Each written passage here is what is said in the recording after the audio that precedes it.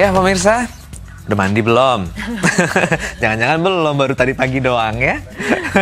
Nah, karena ngomong-ngomong mandi, kita akan bahas tentang tata cara mandi wajib. Kira-kira seperti apa menurut syariat Islam? Penting kan? Ada caranya ya. Iya dong, langsung kita lihat aja. Hajar bleh aja begitu mandinya maksudnya. Oh iya, oke, langsung kita lihat aja ya pemirsa ya. Ini dia. Ya.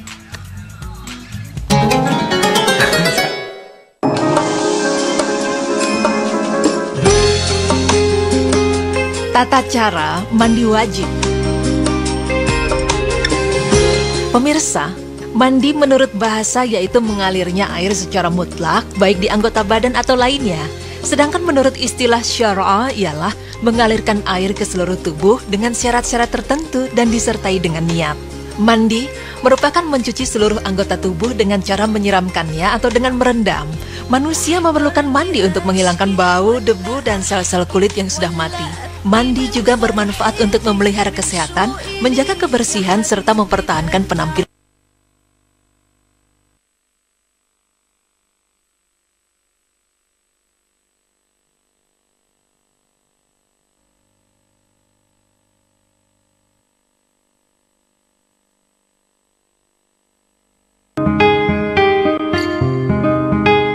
Pemirsa, para ulama mengatakan bahwa yang membedakan antara mandi wajib dengan mandi biasa adalah niatnya. Karena hal tersebut yang membedakan mana yang menjadi kebiasaan dan mana yang menjadi ibadah. Dalam hadis dari Umar bin Al-Khattab, Nabi Shallallahu Alaihi Wasallam bersabda yang artinya, sesungguhnya setiap amalan tergantung pada niatnya. Hadis riwayat Bukhari nomor 1 dan Muslim 1907. Dan adapun rukun mandi wajib ialah mengguyur seluruh anggota tubuh dengan air mulai dari ujung rambut sampai ujung kaki. Dan mengenai hal ini diterangkan dalam banyak hadis oleh Nabi Shallallahu Alaihi Wasallam. Di antaranya adalah hadis Aisyah radhiyallahu anha yang menceritakan tata cara mandi Nabi Shallallahu Alaihi Wasallam yang artinya kemudian beliau mengguyur air pada seluruh badannya. Hadis riwayat An-Nasai nomor 247. Dan seterusnya Jubair bin Mut'im juga berkata, kami saling memperbincangkan tentang mandi janabah di sisi Nabi Shallallahu Alaihi Wasallam. Lalu beliau bersabda yang artinya, saya mengambil 2 telapak tangan 3 kali, lalu saya siramkan pada kepalaku, kemudian saya tuangkan setelahnya pada semua tubuhku. Hadis riwayat Ahmad 481.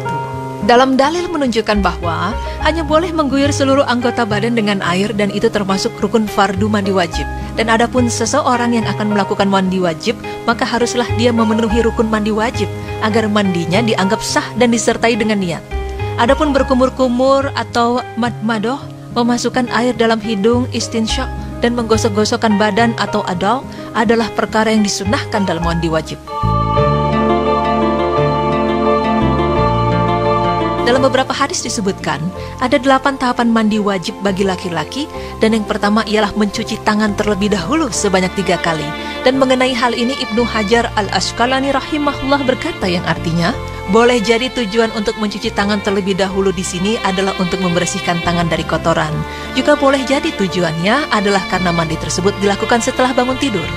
Kedua, membersihkan kemaluan dan kotoran yang ada dengan tangan kiri. Ketiga, mencuci tangan setelah membersihkan kemaluan dengan menggunakan sabun. Dan mengenai hal ini, An-Nawawi rahimahullah mengatakan yang artinya, disunahkan bagi orang yang beristinja atau membersihkan kotoran dengan air, ketika selesai hendaklah ia mencuci tangannya dengan debu atau semacam sabun, atau hendaklah ia menggosokkan tangannya ke tanah atau tembok untuk menghilangkan kotoran yang ada. Keempat, berwudu dengan sempurna seperti ketika hendak melakukan ibadah sholat. Dalam hal ini Asy-Syaukani rahimahullah mengatakan yang artinya, adapun mendahulukan mencuci anggota wudu ketika mandi itu tidaklah wajib. Cukup dengan seseorang mengguyur badan ke seluruh badan tanpa didahului dengan berwudu, maka itu sudah disebut mandi atau al-ghuslu. Dalam sebuah riwayat dari hadis Maimunah mengatakan, contohlah Nabi Shallallahu Alaihi Wasallam bahwa beliau membasuh anggota wudunya terlebih dahulu, lalu mengguyur air ke seluruh tubuh, sedangkan kaki dicuci terakhir. Dalam riwayat lain dari hadis Aisyah juga menerangkan bahwa Nabi Shallallahu Alaihi Wasallam berwudu secara sempurna sampai mencuci kaki. Setelah itu beliau mengguyur air ke seluruh tubuh. Dan menurut Syekh Abu Malik Hafizullah, beliau mengatakan, tata cara mandi wajib yang disebutkan dalam hadis atau Aisyah dan Maimunah sama-sama boleh digunakan. Kelima, mengguyur air pada kepala sebanyak 3 kali hingga sampai ke pangkal rambut. Keenam, mulai mencuci kepala bagian kanan lalu kepala bagian kiri. Ketujuh, menyela-nyela rambut. Mengenai hal ini dalam hadis Aisyah radhiyallahu anha disebutkan yang artinya, jika Rasulullah Shallallahu alaihi wasallam mandi junub, beliau mencuci tangannya dan berwudu sebagaimana wudu untuk sholat. Kemudian beliau mandi dengan menggosok-gosokkan tangannya ke rambut, kepalanya, hingga bila telah yakin merata mengenai dasar kulit kepalanya, beliau mengguyurkan air ke atasnya 3 kali, lalu beliau membasuh badan lainnya. Hadis riwayat Bukhari 272. Dan yang terakhir, mengguyur air pada seluruh anggota badan dimulai dari sisi yang kanan dan setelahnya yang kiri. Dan dalam dalil juga disebutkan Aisyah radhiyallahu anha beliau berkata yang artinya, Nabi Shallallahu alaihi wasallam biasa mendahulukan yang kanan ketika memakai sandal, ketika bersisir, ketika bersuci, dan dalam setiap perkara yang baik-baik. Hadis riwayat Bukhari 168 dan Muslim 268.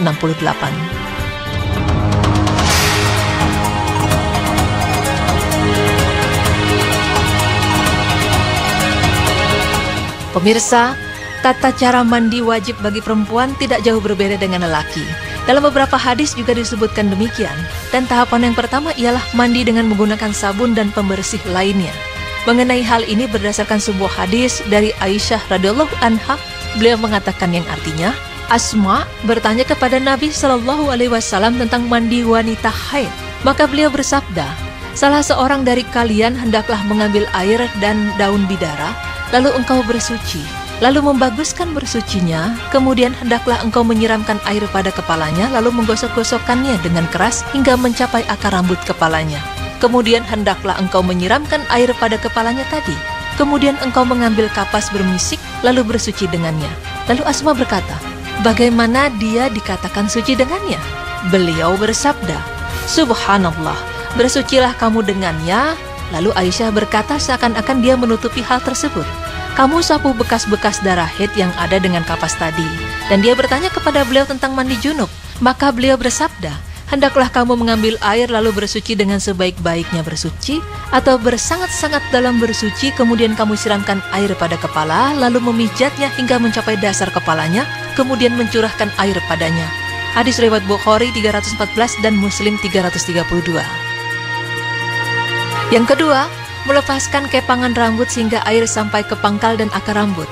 Dan mengenai hal ini dalam sebuah hadis dijelaskan yang artinya, kemudian hendaklah kamu menyiramkan air pada kepalanya lalu menggosok-gosokkannya dengan keras hingga mencapai akar rambut kepalanya. Dalil ini menunjukkan tidak cukup dengan hanya mengalirkan air seperti halnya mandi junub. Usai masa haid, seorang wanita disunahkan membawa kapas atau potongan kain untuk mengusap tempat keluarnya darah guna menghilangkan sisa-sisanya. Selain itu juga disunahkan mengusap bekas darah pada kemaluan setelah mandi wajib dengan minyak mis atau parfum. Hal ini bertujuan untuk menghilangkan bau yang tidak enak karena bekas darah haid. Dan mengenai perlukah berwudu seusai mandi wajib, dalam sebuah riwayat Abu Bakar Ibnul Arabi berkata, para ulama tidak berselisih pendapat bahwa wudu telah masuk dalam mandi. Dari penjelasan tersebut kuat bahwa jika seseorang sudah berniat untuk mandi wajib lalu ia mengguyur seluruh badannya dengan air, maka setelah mandi ia tidak perlu berwudu lagi. Jadi pemirsa, mandi wajib merupakan bentuk dari bersuci yang sesungguhnya, yang dimana dengan mandi wajib akan membuat kita kembali menjadi suci dan bersih di mata agama.